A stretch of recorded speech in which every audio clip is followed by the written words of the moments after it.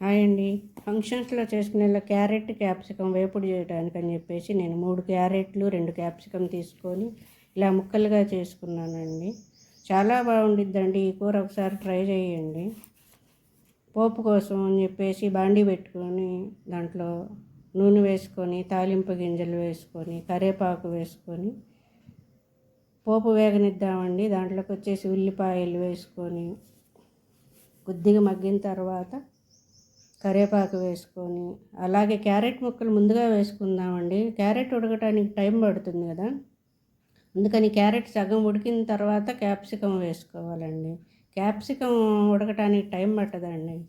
అందుకని ఇప్పుడు ఈ రెండు కలిపి పసుపు ఉప్పు వేసుకొని బాగా కలుపుకొని మగ్గనిద్దామండి. బాగా కలుపుతూ ఉండాలండి ముక్కలు మగ్గే వరకు.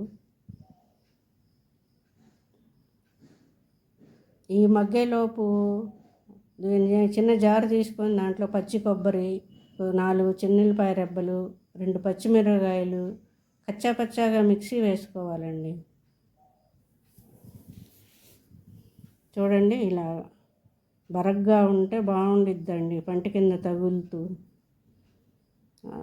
కొద్దిగా కారం వేస్తున్నానండి, ఎందుకంటే కొబ్బరిలో కూడా నేను 2 పచ్చిమిరపకాయలు వేసాను కదా, చూసి వేసుకోండి.